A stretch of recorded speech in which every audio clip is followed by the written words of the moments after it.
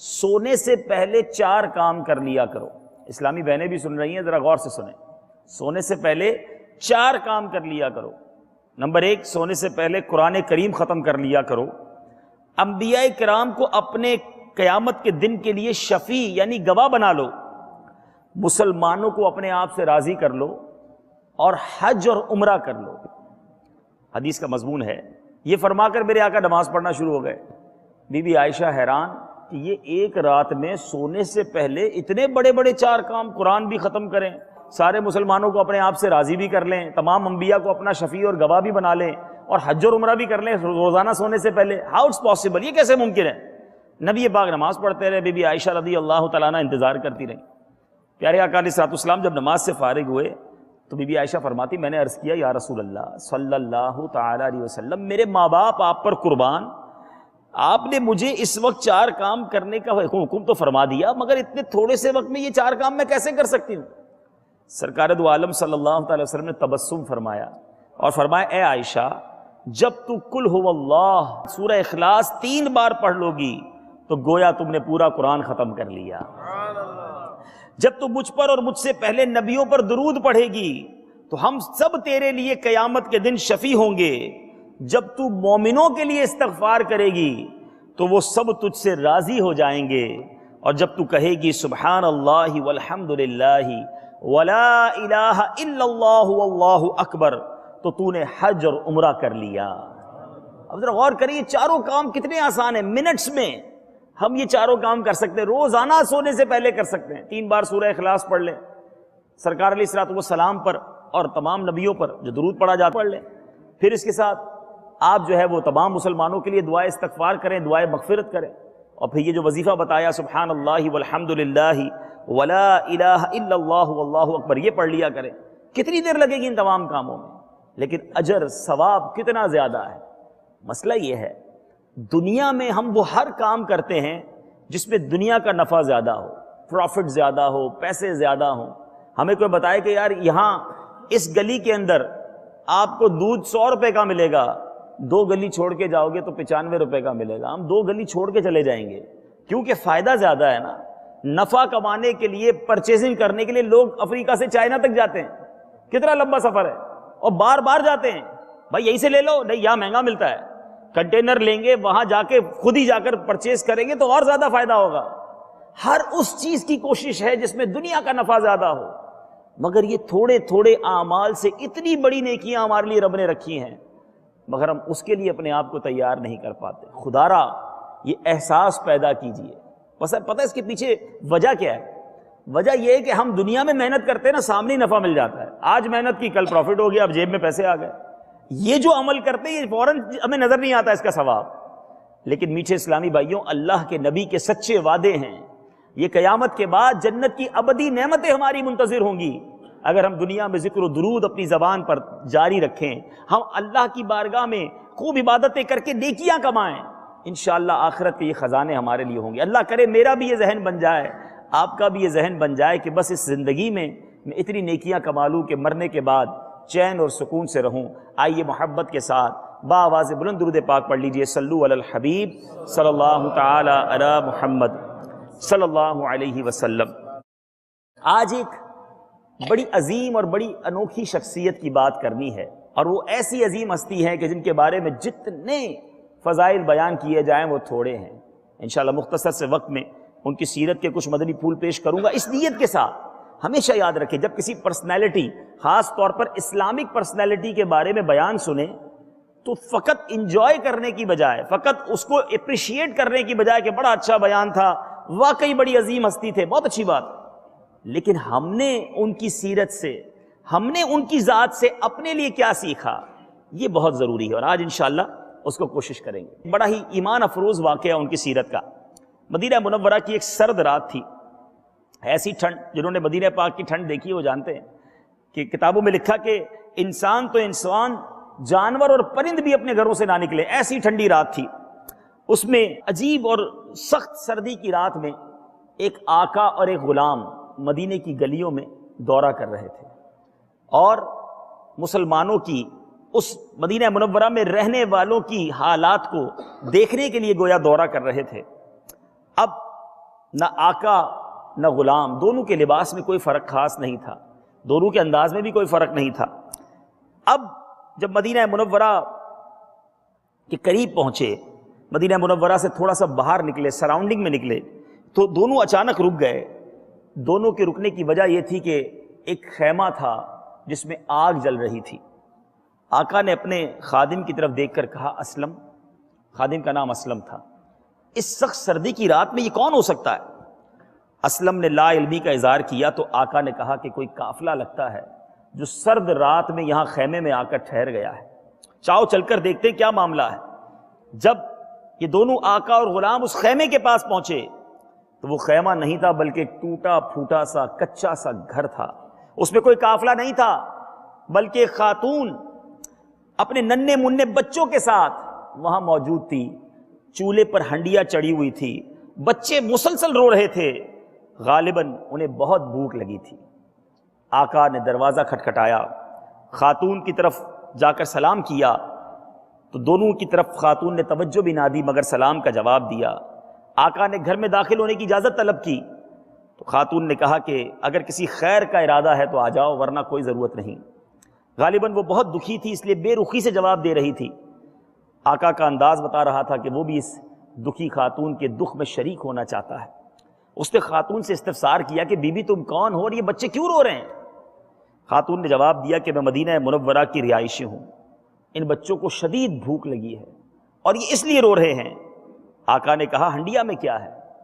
خاتون نے کہا اس میں صرف پانی ہے، میں نے بچوں کا دل بہلانے کے لیے یہ ہنڈیا لگائی ہوئی ہے تاکہ بچے انتظار کرتے کرتے روتے روتے سو جائیں، کچھ کھلانے کو ہے نہیں میرے پاس۔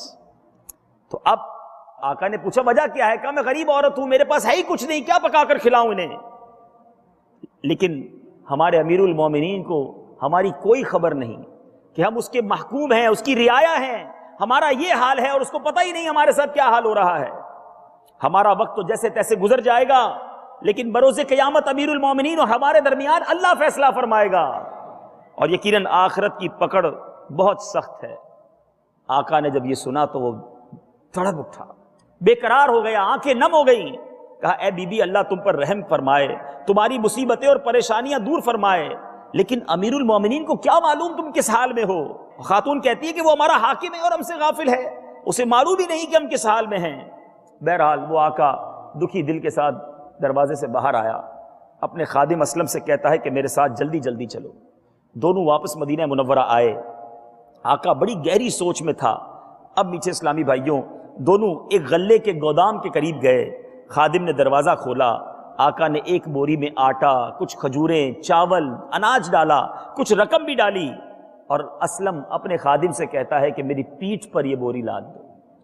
خادم کہتا ہے حضور میں خادم، آپ آقا، اگر کوئی بوری لے کر بھی جانی ہے تو میں اٹھا لیتا ہوں۔ تو آقا کہتا ہے کہ نہیں، آج دنیا میں تو میرے حصے کا بوجھ اپنی پیٹھ پر لاد لے گا، میری تکلیف کو برداشت کر لے گا، لیکن یاد کر اس دن کو جس کی کوئی جان کسی دوسری جان کا بوجھ نہ اٹھا پائے گی اور کسی کی تکلیف دوسرے کو نہیں دی جائے گی، کیا اس دن بھی تو میرا بوجھ اٹھا سکے گا؟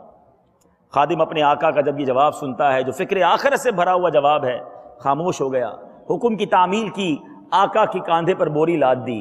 مدینہ منورہ کی اس سرد رات میں ایک عجیب منظر دیکھا کہ غلام ہوتے ہوئے آقا اپنے کاندھے پر بوری اٹھائے اس بڑھیا کے، اس خاتون کے گھر کی طرف جا رہا ہے جو اپنے بچوں کو بھوکا ہنڈیا میں پانی میں اپنی چمچ چلا رہی ہے۔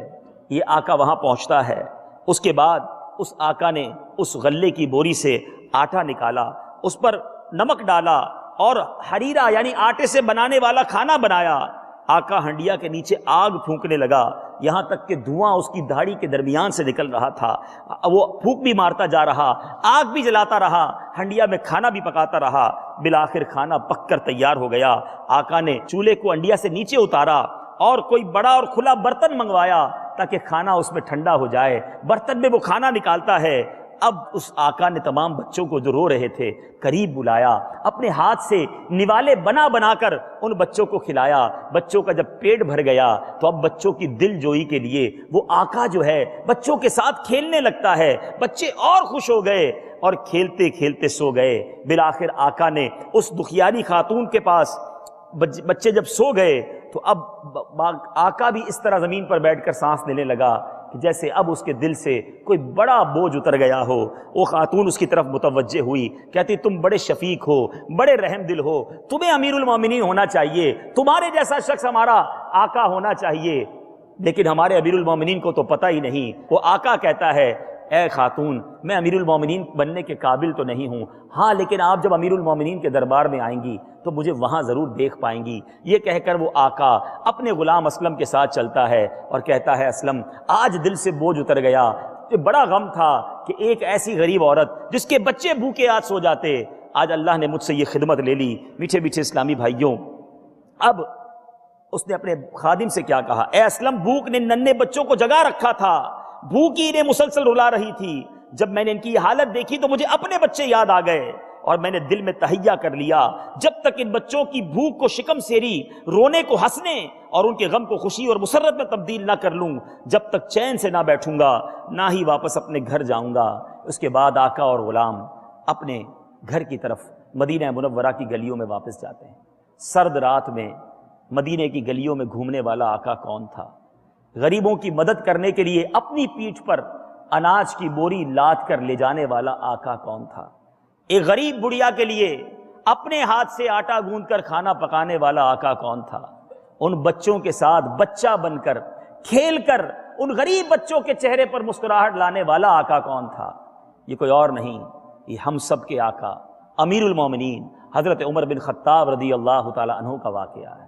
اللہ تعالیٰ تربت سیدنا عمر بن خطاب رضی اللہ تعالیٰ عنہ پر کروڑوں انوار و تجلیات کی بارش برسائے۔ ذمہ داری کا احساس ہو تو ایسا، اپنی رعایا کی فکر ہو تو ایسی، اللہ تبارک و تعالیٰ نے کوئی ذمہ داری دی ہے تو اس ذمہ داری کو ادا کرنے کی فکر ہو تو ایسی۔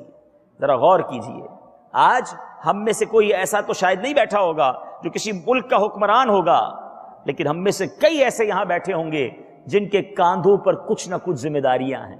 کسی کے کاندھے پر مسجد کی ذمہ داری ہے، کسی کے کاندھے پر خاندان کی ذمہ داری ہے، کسی کے کاندھے پر فیملی کی ذمہ داری ہے، کسی کے کاندھے پر اپنی دکان پر کام کرنے والے لوگوں کی کفالت کی ذمہ داری ہے۔ اگر کوئی دین کا کام کر رہا ہے تو اس کے ذمے بہت سارے دین کا کام کرنے والوں کی ذمہ داری، ہم میں سے ہر کوئی ذمہ دار ہے۔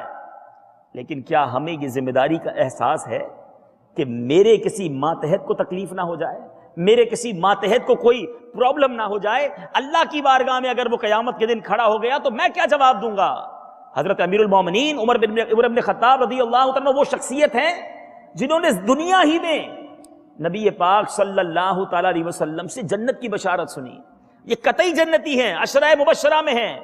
مقام ایسا کہ ایک ہی شخصیت کے بارے میں میرے آقا نے یہ حدیث ارشاد فرمائی جس کا مضمون یہ ہے کہ اگر میرے بعد کوئی نبی ہوتا تو وہ عمر ہوتا۔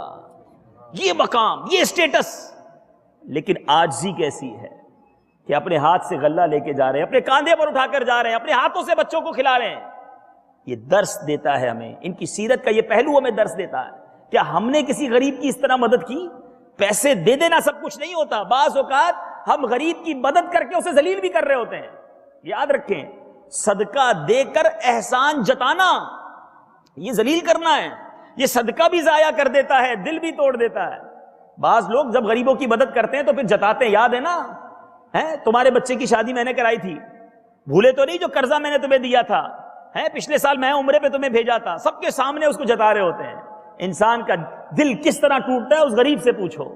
چار آدمیوں کے سامنے جس طرح اسے ذلیل کیا جاتا ہے، یہ اس غریب سے پوچھو کہ تم نے صدقہ دے کر اس کو کیا خرید لیا؟ اللہ کا شکر ادا کرو کہ اللہ نے ہمیں دینے والا بنایا، مانگنے والا نہیں بنایا۔ کبھی بھی کسی کو صدقہ دے کر، مسجد میں دے کر احسان جتا رہے ہوتے ہیں۔ امام صاحب کو کہا جاتا ہوگا کہ ذرا خاص والی دعا کرنا کہ میں نے اتنے پیسے دیے، نام بھی لینا کہ یہ پیسے فلاں حاجی صاحب نے دیے ہیں، پنکھے فلاں حاجی صاحب نے لگائے ہیں، کارپیٹ فلاں نے لگائے ہیں۔ کیوں؟ آپ اپنے دل سے پوچھو نا، یہ نام لے کر اعلان کروانے کی کیا ضرورت پیش آئی؟ حضرت عمر رضی اللہ تعالیٰ عنہ نے آخر وقت تک اس عورت کو نہیں بتایا میں حضرت عمر ہوں، میں امیر المومنین ہوں، کہا میں تو قابل ہی نہیں امیر المومنین بننے کے۔ اور ہم تھوڑی سی نیکی کریں، تھوڑا صدقہ اور خیرات کریں، تھوڑی کسی کی مدد کریں، اب احسان جتانے نکل پڑتے ہیں۔ ایسا نہ کرو۔ یہ قرآن میں حکم آیا کہ اے ایمان والو، اپنے صدقات کو ضائع نہ کرو لوگوں کو تکلیف دے کر۔ لیکن آج ہم بعض اوقات انڈیلیبریٹلی، ہمارے اسلاف کا طریقہ کیا تھا؟ سبحان اللہ۔ اب امہات المومنین کا طریقہ حضرت ام سلمہ رضی اللہ تعالیٰ عنہ کے بارے میں آتا ہے کہ آپ جب اپنے خادم کو کسی غریب کے لیے پیسے دیتی نا کہ جا کر فلاں غریب کو پیسے دے آؤ، تو وہ خادم جب پیسے لے کر جاتا تو فرماتی غریب کو پیسے دینا اور نوٹ کر کے آنا وہ کون کون سی دعا کرتا ہے، نوٹ کر کے آنا ہمارے لیے اس نے کون کون سی دعائیں کی ہیں۔ خادم واپس آتا بتاتا بی بی میں نے غریب کو پیسے دیے، اس نے آپ کو یہ والی دعائیں دی ہیں۔ آپ ہاتھ اٹھاتی اور اللہ سے دعا کرتی، اس کے حق میں وہی والی دعائیں، فرماتی دعا کا بدلہ دعا ہو جائے، پیسہ جو صدقہ کیا اس کا ثواب اللہ سے چاہیے، یعنی جو صدقہ دیا اس کے بدلے دعا بھی نہیں چاہیے۔ ہم تو کہتے ہیں خاص والی دعا کرنا، کسی غریب کی مدد کرے نا، بلکہ کسی کو عمرے پر بھیج دے تو کہتے ہیں میرے نام تو عمرہ بھی کرنا، ہاں میرے نام کا طواف بھی کرنا، ہر چکر میں میرے لیے دعا کرنا۔ اٹ مینس کیا ہے؟ آپ اپنے پیسے کا بدلہ چاہ رہے ہو، اللہ کے لیے دو نا، اللہ جانے آپ جانے، وہ رب اپنے خزانوں سے عطا فرمائے گا۔ ہم کیوں کسی کی مدد کر کے ہم چاہتے ہیں کہ یہ میرا احسان مند ہو جائے، میں جب جاؤں کھڑا ہو جائے عزت سے، اپنے گھر میرا اسپیشل دعوت کرے کیونکہ گھر ہی میں نے دیا ہے۔ یہ امید نہ رکھیں۔ ہمارے اسلاف عطیات دے کر، خیرات دے کر، صدقات دے کر امید نہیں رکھتے تھے، لیکن آج ہم مدد کرنے کے بعد بعض اوقات امید رکھتے ہیں اور بعض اوقات ذلیل کر دیتے ہیں۔ اللہ تعالیٰ مجھے بھی اور آپ کو بھی حضرت عمر فاروق رضی اللہ تعالیٰ عنہ کی سیرت سے یہ عاجزی اور انکساری نصیب فرمائے، ہمیں فقط اپنی راہ میں، فقط اپنی رضا کے لیے عبادتیں کرنے کی توفیق عطا فرمائے۔ حضرت عمر رضی اللہ تعالیٰ عنہ کی سیرت کے بارے میں سبحان اللہ، آپ پیارے آقا علیہ الصلوۃ والسلام سے، آپ کا جو شجرہ نسب ہے نا، نویں پشت میں جا کر پیارے آقا علیہ الصلوۃ والسلام کے نسب سے جا ملتا ہے، اتنا قریبی رشتہ تھا۔ اور آپ کا تعارف یہ ہے کہ آپ کی کنیت ابو حفص اور آپ کا لقب فاروق اعظم ہے۔ ایک روایت میں ہے کہ آپ 39 مردوں کے بعد 40ویں آپ ایمان لائے، اس لیے آپ کو متمم الاربعین کہا جاتا ہے، 40 کا عدد پورا کرنے والے آپ ہیں۔ اور آپ جب ایمان لائے نا، سبحان اللہ، آپ نے جمعے کے خطبے میں ایک لفظ سنا ہوگا، اعز الاسلام والمسلمین۔ حضرت عمر بن خطاب وہ عظیم ہستی ہے، میٹھے اسلامی بھائیو ذرا انڈرسٹینڈ کیجئے گا بات کو، مجھے اور آپ کو عزت اس لیے ملی ہے کہ ہمیں ایمان ملا، ہمیں اسلام ملا، ہماری عزت کا باعث ہمارا دین ہے، ہمارا مذہب ہے۔ حضرت عمر وہ ہیں جس کے بارے میں علماء لکھتے ہیں کہ وہ عظیم ہستی ہیں کہ جو ایمان لائے تو اسلام کو عزت ملی ہے، اسلام کو عروج ملا ہے۔ علماء لکھتے ہیں جب سے حضرت عمر ایمان لائے اس دن سے لے کر اس کے بعد کنٹینیو ڈے بائی ڈے اسلام کو عروج ملتا گیا، اسلام کو عزت ملتی گئی، اسلام کو تقویت ہوتی گئی۔ سبحان اللہ، آپ کا ایمان لانے کا واقعہ بھی بڑا عجیب ہے۔ آپ نبی پاک علیہ الصلوۃ والسلام کو معاذ اللہ قتل کرنے کے ارادے سے نکلے تھے، بڑے خطر، مطلب جس کو کہیں غصے والے، جلال والے، لڑنے والے تھے، ہاتھ میں تلوار تھی۔ تو آپ کو کسی نے دیکھا اور کہا کہ اے عمر کہاں جا رہے ہو؟ کہا کہ میں نے ارادہ کیا ہے کہ محمد عربی صلی اللہ تعالی علیہ وسلم کو قتل کر دوں گا۔ کہ ایسا نہ کرو، پہلے یہ تو دیکھو تمہارے گھر میں اسلام پہنچ چکا ہے۔ آپ کو اور غصہ آیا، اپنے گھر جاتے ہیں، دیکھتے ہیں تو آپ کی جو بہن ہے اور آپ کے بہنوئی وہ ایمان لے آئے ہیں، قرآن پڑھ رہے تھے۔ آپ نے بہت مارا، اپنی بہن کو بھی مارا، اپنے بہنوئی کو بھی مارا، لیکن جب قرآن کی کچھ آیات، کہا ٹھیک ہے، جب دیکھا کہ اتنی مارنے کے بعد بھی ایمان سے نہیں پھر رہے تو کہا اچھا بتاؤ تم پڑھ کیا رہے تھے؟ تو آپ کی بہن کہتی ہے پہلے قرآن کو ہاتھ نہ لگانا، پہلے وضو کر کے آؤ، پہلے پاک ہو کر آؤ، اتنی مار کھانے کے بعد۔ لیکن جب قرآن پاک کی آیات سنی، اللہ کا کلام سنا، وہ جو جان لینے جا رہا ہے اس کا دل اب بدل جاتا ہے۔ حضرت عمر تلوار لے کر پہنچتے ہیں، میرے آقا چند صحابہ کے ساتھ دار ارقم میں گھر میں موجود ہیں۔ جب دروازہ کھٹکھٹایا گیا کسی نے، کیونکہ چھپ چھپ کر دین کی باتیں ہوتی تھی، 39 تو مسلمان تھے، تو جب دروازے کی جری کے اندر سے دیکھا کہ حضرت عمر رضی اللہ تعالیٰ عنہ ہاتھ میں تلوار لیے آئے ہیں، تو حضرت حمزہ رضی اللہ تعالیٰ عنہ شیر خدا وہ موجود تھے، نبی پاک کے مبارک چچا۔ تو کسی نے کہا عمر آئے ہیں اور ہاتھ میں تلوار بھی لائے ہیں۔ تو حضرت حمزہ رضی اللہ تعالیٰ عنہ نے کہا کہ آنے دو عمر کو، اگر اچھے ارادے سے آیا ہے تو ٹھیک ہے، ورنہ اسی کی تلوار اس کا کام کر دے گی۔ اب کیا ہوا؟ حضرت عمر رضی اللہ عنہ جیسے ہی آئے، نبی پاک نے دروازہ کھولا، سرکار کو دیکھا اور کلمہ پڑھ کر مسلمان ہو گئے۔ اچھا جب یہ مسلمان ہوئے نا، مسلمانوں کو اتنی خوشی ہوئی، سیرت کی کتابوں میں الفاظ ہیں کہ مسلمانوں نے اس بلند آواز سے نعرہ تکبیر بلند کیا کہ مکے کے پہاڑ گونج گئے، اتنا خوش ہوئے کہ حضرت عمر ایمان لے آئے، عمر بن خطاب ایمان لے آئے۔ اچھا اب ریولوشن دیکھیں، شخصیت کیسی ہے۔ تھوڑی دیر پہلے ارادہ ہے کہ جان لینی ہے، چھوڑنا نہیں ہے، تلوار ہاتھ میں ہے، مگر اب جب ایمان لے آئے تو نبی پاک علیہ الصلوۃ والسلام سے عرض کرتے ہیں یا رسول اللہ ہم چھپ کر عبادت کیوں کر رہے ہیں، ہم چھپ کر نماز کیوں پڑھتے ہیں، ہم کعبے میں جا کر نماز کیوں نہیں پڑھتے، کیا ہم حق پر نہیں؟ کیونکہ اس وقت مسلمان ڈرتے تھے، کیونکہ نماز پڑھنے جاتے تھے کافر مارتے تھے، جو کعبے کے قریب جاتا اس کو مارتے تھے۔ حضرت عمر نے کہا یا رسول اللہ آج ہم کعبے میں جا کر علل اعلان نماز پڑھیں گے۔ 39 تھے تو یہ کام نہ کیا، یہ 40ویں آئے، اتنا مورل سپورٹ کیا۔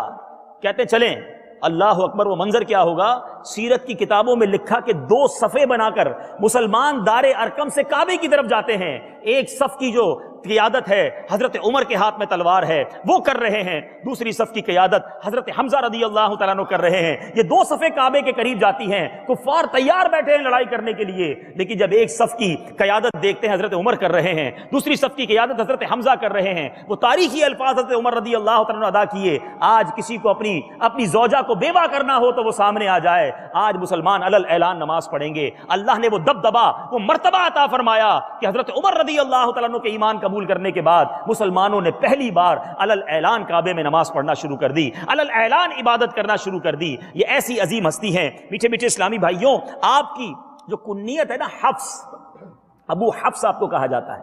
حفص کے معنی کیا ہے؟ حفص کہتے ہیں شیر کے بچے کو، اور ابو حفص کے معنی ہے شیر کی کنیت ہو گئی، ابو حفص یعنی بچے کا، شیر کے بچے کا والد۔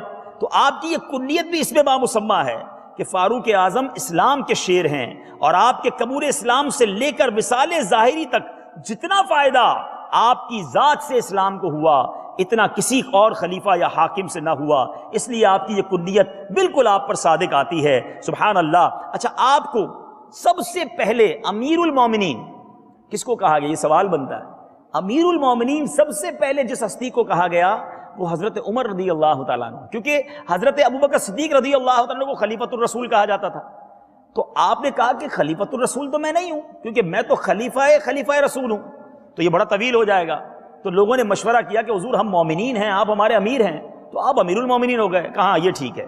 تو ویری فرسٹ، سب سے پہلے جس کو امیر المومنین دنیا میں کہا گیا یہ حضرت عمر رضی اللہ تعالیٰ عنہ کی ذات ہے۔ اسی طرح میٹھے اسلامی بھائیوں، حضرت عمر رضی اللہ تعالیٰ عنہ کو نبی پاک علیہ الصلوۃ والسلام کا کیسا قرب حاصل تھا۔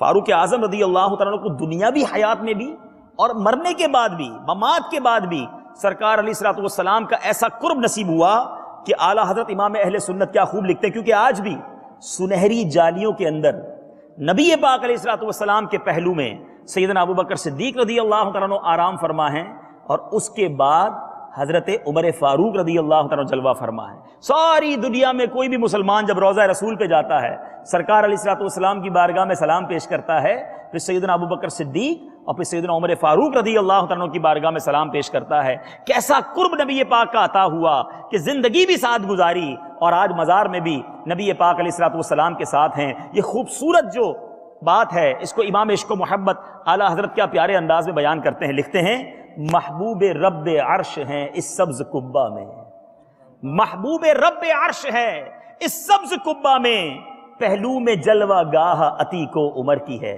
عتیق حضرت ابوبکر صدیق کا لقب تھا اور حضرت عمر موجود ہیں پہلو میں جلوہ گاہ عتیق و عمر کی ہے، سعدین کا کران ہے پہلو ماہ میں، جرمٹ کیے ہیں تارے تجلی قمر کی ہے۔ سبحان اللہ۔ اللہ تعالیٰ تربت سیدنا عمر فاروق رضی اللہ تعالیٰ عنہ پر کروڑوں انوار و تجلیات کی بارش برسائے۔ کمال شخصیت تھے، آپ کی بے شمار کرامتیں بھی موجود ہیں۔ ایک مسکنسیپشن تھوڑا سا کلیئر کر دوں، صحابہ کرام کی کرامتیں بہت زیادہ منقول نہیں ہیں، کتابوں میں ملتی نہیں ہیں۔ اولیاء کرام کی بڑی کرامتیں ملتی ہیں، خواجہ صاحب کی، داتا صاحب کی، غوث پاک کی بڑی کرامتیں ہیں، لیکن ایک بات یاد رہے کہ دنیا میں کوئی کتنا ہی بڑا ولی کیوں نہ ہو، غوث، قطب، ابدال، مگر وہ کسی صحابی کے مرتبے کو نہیں پہنچ سکتا۔ صحابی کا مرتبہ وراء الورا ہے کہ جو نبی پاک علیہ الصلوۃ والسلام کے صحبت یافتہ ہیں۔ میرے آقا فرماتے ہیں اصحابی کن نجوم فبأیہم اقتدیتم اہتدیتم، میرے آقا فرماتے ہیں میرے صحابہ ستاروں کی مانند ہیں، ان میں سے جن کی بھی اقتدا کرو گے ہدایت پا جاؤ گے۔ ہیں تو صحابہ کی شان نرالی ہے۔ حضرت عمر رضی اللہ تعالیٰ عنہ کی ایک بڑی شاندار کرامت، کرامتیں تو بہت ساری ہیں، وقت چونکہ مختصر ہے، کہ آپ کے بارے میں یہ آتا ہے کہ اہل مصر جب مصر فتح ہوا تو ایک روز اہل مصر نے حضرت سیدنا عمرو بن عاص رضی اللہ تعالیٰ عنہ سے عرض کی کہ حضور دریائے نیل ہمارے پاس ہے اور ہماری پرانی رسم چلی آ رہی ہے کہ جس کو ادا نہ کریں تو دریا جاری نہیں رہتا، پھر پانی ختم ہو جاتا ہے۔ تو آپ نے کہا وہ کون سی رسم ہے؟ کہا ہم ایک کنواری لڑکی کو اس کے والدین سے لے کر عمدہ لباس اور نفیس زیور سے سجا کر دریائے نیل میں ڈال دیتے ہیں، ہر سال ڈالتے ہیں ایک لڑکی کو، اور اس کے بعد یہ دریا جاری ہوتا ہے۔ حضرت عمرو بن عاص نے کہا یہ کیسے ہو سکتا ہے، اسلام کے بعد یہ رسم نہیں چل سکے گی، بالکل بینڈ کر دیا آپ نے۔ لیکن اللہ کا کرنا ایسا ہوا کہ پانی کم ہونا شروع ہوا۔ جب یہ رسم پوری نہ کی گئی تو پانی کم ہونا شروع ہوا۔ اب لوگ وہاں سے پھر گھر چھوڑ کے جانے لگے، کیا پانی نہیں ہوگا تو جئیں گے کیسے؟ حضرت عمرو بن عاص نے امیر المومنین خلیفہ ثانی حضرت عمر فاروق رضی اللہ تعالیٰ کو خط لکھا کہ حضور میں نے یہ جاہلانہ رسم کو ختم کیا، میں نے اس کو کنٹینیو نہیں کرنے دیا، لیکن اب پانی کم ہو رہا ہے۔ حضرت عمر رضی اللہ تعالیٰ نے بڑا اپریشیٹ کیا، اچھا کہا کہ تم نے بڑا اچھا کیا کہ اس رسم کو ختم کر دیا۔ اب کہا کہ میں خط بھیج رہا ہوں، اس میں ایک رکا بھی بھیج رہا ہوں، ایک چھوٹا سا پیپر کا پیس بھی بھیج رہا ہوں، اس کو دریائے نیل میں ڈال دینا۔ حضرت عمر نے ایک پیپر بھیجا، خود نہیں آئے، صرف کاغذ کا ٹکڑا بھیج دیا۔ حضرت عمرو بن عاص کا عقیدہ دیکھو، صحابی رسول کا ایمان دیکھو کہ اللہ کے حبیب کے یار نے اگر کچھ بھیجا ہے تو اس سے کام بن جانا ہے۔ یقیناً نبی پاک علیہ الصلوۃ والسلام کی وہ نظر خاص ہے ان پر کہ کام ہو جانا ہے۔ جب وہ رکا کھولا، وہ پیپر کا پیس دریائے نیل میں ڈالنے سے پہلے پڑھا کہ اس میں لکھا کیا ہے۔ اس میں لکھا کیا تھا؟ حضرت عمر نے لکھا کہ اے دریائے نیل، اگر تو خود جاری ہے تو نہ جاری ہو، اور اللہ نے جاری فرمایا ہے تو میں واحد قہار سے عرض گزار ہوں کہ تجھے جاری فرما دے۔ اس کے بعد جب وہ رکا ڈالا گیا، ایک رات میں 16 گز پانی بڑھ گیا، اور دریائے نیل آج بھی جاری و ساری ہے۔ 1400 سال ہو گئے، دریائے نیل خشک نہیں ہوا۔ مصر کے اندر آج بھی دریائے نیل جاری ہے۔ حضرت عمر نے خط لکھا تھا دریائے نیل کو، اور رسم جو ہے مصر سے ہمیشہ ہمیشہ کے لیے ختم ہو گئی۔ اب ذرا غور کیجئے، نبی پاک کے غلاموں کا یہ عالم ہے تو سرکار کا عالم کیا ہوگا؟ شاعر لکھتا ہے نا، چاہیں تو اشاروں سے اپنے کایا ہی پلٹ دیں دنیا کی، چاہیں تو اشاروں سے اپنے کایا ہی پلٹ دیں دنیا کی، یہ شان ہے خدمتگاروں کی، سرکار کا عالم کیا ہوگا؟ فاروق اعظم رضی اللہ تعالیٰ کا اتنا بڑا مرتبہ ہے، نبی پاک کا ایسا قرب ہے۔ میں آپ کو کچھ احادیث سناتا ہوں جس سے آپ کو یہ اندازہ ہوگا کہ فاروق اعظم کس مرتبے کے آدمی ہیں۔ پیارے آقا علیہ الصلوۃ والسلام فرماتے ہیں آسمان کے تمام فرشتے حضرت عمر کی عزت کرتے ہیں، اور زمین کا ہر شیطان ان کے خوف سے لرزتا ہے۔ یہ مرتبہ سرکار دو عالم صلی اللہ علیہ وسلم فرماتے ہیں عمر سراج اہل الجنہ، یعنی عمر اہل جنت کے چراغ ہیں۔ نبی پاک علیہ الصلوۃ والسلام فرماتے ہیں اللہ عز و جل نے عمر کی زبان اور دل پر حق جاری فرما دیا۔ یہ بڑی امپورٹنٹ بات ہے، ذرا انڈرسٹینڈ کیجئے گا جو میں کہنا چاہ رہا ہوں۔ اللہ آخری تھوڑی میمنی بھی بولی دیا تو کہ ذرا سمجھو ہے کہ امتی تھی نے سرکار علیہ الصلوۃ والسلام کی شان بیان کروں تو یہ پانچوں ایمان بھی ہے نے پانچے لیے ضروری بھی ہے، لیکن ان امتی کی شان جو عالم کرو انہوں کہ جنجا فضائل نے جنجا مناقب نبی پاک علیہ الصلوۃ والسلام خود بیان فرمائے رہی ہے، کرو مرتبوں نے کرو شان اللہ تبارک و تعالیٰ نے کہ عطا فرمائے۔ تو ذرا غور کرو کہ پاک کن ہستی جی گال کری رہے ہیں دنیا میں، پاک کے تھوڑو سو نام تھی ونے، تھوڑی عبادت کری گنوں، تھوڑا روزہ رکھی گنوں، بوترے حج کری گنوں، 5 وقت نماز پڑھی گنوں تو پاکے لگے تو پاتا پکا جنتی تھی بھی ہے۔ اترو بدی نام آئے، اتنی بڑی حدیث ہوئی، ان جے باوجود خوف خدا جو عالم کروا ہے۔ اب یہ آؤ مدنی پھول اللہ ریپیٹ کری رہی ہیں کہ ہمیں پاکے سکھنوں کروا ہے نہیں ذات سے، اللہ انہیں کے تو بہت مرتبہ ڈی نہیں، لیکن پانے آئیں کیا ابھائیں۔ حضرت عمر رضی اللہ تعالیٰ کے بارے میں آتا ہے کہ قطعی جنتی ہونے کے باوجود خوف خدا سے گریاں کنا رہتے، خشیت الہی سے رونے کی وجہ سے آپ کے چہرے پر 2 کالی لکیریں پڑ گئی تھی۔ پردے میں رہ کر سننے والی اسلامی بہنیں بھی غور کریں کہ خوف خدا کا عالم کیا تھا۔ کہ آج ہمارے اندر خوف خدا ہے، ہم تھوڑی عبادتیں کر کے سیٹسفائی ہو جاتے ہیں کہ بہت عبادت کر لی، اسلامی بہنیں کچھ قرآن پڑھ لیتی ہیں، کچھ درود پڑھ لیتی، سمجھتی بہت کام ہو گیا۔ ارے قطعی جنتی ہیں، پیارے آقا نے گارنٹی دے دی جنت کی، مگر اللہ کا خوف ان کے دل سے نہیں نکلتا تھا۔ آج ہم ہنس ہنس کے گناہ کر رہے ہوتے ہیں، گناہ کرنے کے بعد بھی رونا نہیں آتا، گناہ کرنے کے بعد بھی شرم نہیں آتی، اور یہ وہ ہیں جو نیکیاں بھی کرتے پھر بھی رویا کرتے۔ حضرت عمر رضی اللہ عنہ کے بارے میں آتا ہے آپ بسا اوقات اپنا ہاتھ آگ کے قریب لے جاتے. سنو, کبھی آپ بھی ٹرائی کرنا, کبھی غلطی سے ہو بھی جاتا ہے, کبھی آگ کے قریب تھوڑی دیر ہاتھ جائے تو بندہ ڈر جاتا ہے, کبھی جلتی سگریٹ پر ننگا پیر پڑ جائے تو چیخ نکل جاتی ہے. کبھی سوچا ہے اسلامی بہنیں کھانا پکاتے ہوئے کبھی کبھی آپ کا بھی تھوڑا بہت ہاتھ جل جاتا ہے. دنیا کی آگ میں چند سیکنڈ انگلی نہیں رکھ سکتے, جہنم کی آگ 70 گنا زیادہ سخت ہے.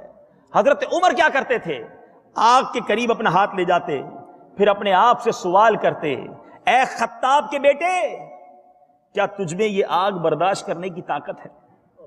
یہ ذہن تھا آپ کا, فکر مدینہ کا انداز کیا تھا, اپنی ذاتی احتساب کا عالم کیا تھا. میٹھے میٹھے اسلامی بھائیوں, آپ کی عاجزی اور ذمہ داری کا احساس کا عالم یہ ہے کہ ایک مرتبہ صدقے کے اونٹوں کے بدن پر تیل مل رہے تھے امیر المومنین ہو کر, تو کسی نے عرض کی, حضرت یہ کام کسی غلام سے کروا لیتے. جواب دیا, مجھ سے بڑھ کر کون غلام ہو سکتا ہے, جو مسلمانوں کا والی ہو اور دوسرے اس کے اوپر مسلمانوں کی اتنی بڑی ذمہ داری ہو, تو مجھ سے بڑھ کر غلام کون ہو سکتا ہے. اس قدر احساس ذمہ داری, اس قدر خوف خدا, اور پھر اللہ نے کمال کیسا دیا, زلزلہ, ارتھ کویک, اس کی کوئی پریڈکشن نہیں کر سکتا. دنیا میں کوئی زلزلے سے پہلے سائنسدان نہیں بتا سکتا کہ زلزلہ آنے والا ہے, اور زلزلہ آ جائے تو دنیا کی کوئی طاقت اسے روک نہیں سکتی, مگر چاہیں تو اشاروں سے اپنے کایا ہی پلٹ دیں دنیا کی. یہ شان ہے ان کے غلاموں کی, سرکار کا عالم کیا ہوگا. ایک بار حضرت عمر رضی اللہ تعالیٰ عنہ مدینہ منورہ میں موجود ہیں اور زلزلہ آ گیا, زمین زور زور سے ہلنے لگی. امیر المومنین حضرت عمر بن خطاب رضی اللہ تعالیٰ عنہ جلال میں آ گئے اور زمین پر درہ مار کر فرماتے ہیں, کری الم اعدل علیک, یعنی اے زمین ٹھہر جا, کیا میں نے تیرے اوپر عدل و انصاف نہیں کیا. آپ رضی اللہ تعالیٰ عنہ کا فرمان سن کر زلزلہ جو ہے, زمین لرز رہی ہے, حضرت عمر نے زمین کو درہ مار کر فرمایا, زمین رک جاتی ہے, زمین ساکت ہو جاتی ہے. اے میرے میٹھے اسلامی بھائیوں, اس مرتبے کی شخصیت کی آج بات ہو رہی ہے. اللہ تعالیٰ مجھے اور آپ کو حضرت عمر رضی اللہ تعالیٰ عنہ کی سیرت پر عمل کرنے والا بنائے, ان کے خوف خدا کا ذرہ عطا فرمائے, ان کی عاجزی کی عادت میں سے کوئی ہمیں حصہ عطا ہو جائے. میٹھے میٹھے اسلامی بھائیوں, سنو نماز کا شوق کیسا تھا. جب یکم محرم الحرام امیر المومنین پر نماز فجر, کچھ دنوں پہلے نماز فجر میں حملہ ہوا, آپ فجر کی نماز کے دوران شدید زخمی ہو گئے. اب جب نماز میں زخمی ہو گئے تو کسی نے آپ کو اٹھانے کے لیے کیا کہا. جب آپ پر قاتلانہ حملہ ہوا اور نماز کا وقت آیا تو کسی نے کہا, حضور یا امیر المومنین نماز کا وقت ہے, آپ اٹھ نہیں پا رہے تھے, اتنے نکاحت کا عالم تھا. لیکن جب نماز کے بارے میں سنا تو فرمایا, جو شخص نماز ضائع کرتا ہے اس کا اسلام میں کوئی حصہ نہیں. شدید زخموں سے چور ہیں مگر نماز اس وقت بھی ادا کی, زخموں میں چور نماز نہ چھوڑی. آج ہم ایئر کنڈیشن کمروں میں نماز چھوڑ دیتے ہیں, یار آج تھکا ہوا ہوں کل پڑھ لوں گا, بس کل سے فجر شروع کر دوں گا, آج بہت دیر سے سویا تھا اس لیے فجر چلی گئی, آج دکان پہ بہت سارے گاہک تھے اس لیے ظہر چلی گئی, کچھ حساب کتاب بنانا تھا اس لیے عصر چلی گئی ہے, مغرب میں بڑا تھک جاتا ہوں, بچوں کو ٹائم دینا ہوتا ہے اس لیے مغرب چلی گئی, عشاء میں ہمت نہیں ہوئی اس لیے عشاء چلی گئی ہیں. یہ زخموں سے چور ہیں, ان کی نماز نہیں جاتی تھی. امام حسین کی نیاز سارے بناتے ہیں, کربلا کی باتیں بہت ساری ہوں گی محرم میں, مگر کربلا کے میدان میں تلواروں کے سائے میں امام عالی مقام کے اس سجدے کو یاد کرو کہ جب تلوار سامنے ہے امام عالی مقام سجدے میں جاتے ہیں, اس وقت نماز نہیں چھوڑی. نہ صرف انہوں نے نہیں چھوڑی, پورے قافلے نماز پڑھتے رہے. کربلا کے میدان میں جماعت قائم ہوتی تھی, بیبیاں پردوں میں دیکھ رہی ہیں کہ گھر کا ایک ایک فرد کٹ کر جا رہا ہے, مگر جب نماز کا وقت ہوتا تھا وہ پردہ دار بیبیاں کربلا کے خیموں میں نماز پڑھتی تھی. اور آج ان کا غلام کہلانے والا, صحابہ اور اہل بیت کی باتیں کرنے والا, پنجتن کا غلام اپنے آپ کو کہلانے والا نماز کے وقت کدھر ہوتا ہے؟ ارے قیامت کے دن کیا کربلا والوں سے ملاقات نہیں کرنی؟ حضرت عمر رضی اللہ تعالیٰ عنہ مل گئے, قیامت کے دن ہمارا ہمیں دیدار نصیب ہو گیا, اور ہم سے ہی پوچھ لیا کہ بتاؤ, میں تو زخموں سے چور تھا جب بھی نماز پڑھی تھی, تم تو بالکل فریش ہوتے تھے, صحت مند ہوتے تھے, پھر بھی نماز چھوڑ دیتے تھے. اس دن کیا جواب دیں گے؟ خدارا ان بزرگ ہستیوں کی بات سنیں تو سیرت پر عمل بھی کریں, ان کی سیرت سے سیکھنے کی کوشش کریں, سب نیت کریں کہ کچھ بھی ہو جائے ایٹ اینی کاسٹ آج کے بعد ہماری کوئی نماز قضا نہیں ہوگی, اور جو قضا ہو گئی اس کی توبہ کریں اور اس کو ادا کریں, قضاء عمری کریں. انشاءاللہ رب کریم سے سچی توبہ ہوگی تو وہ رب کریم ہماری اس قضا کے گناہ کو معاف فرما دے گا.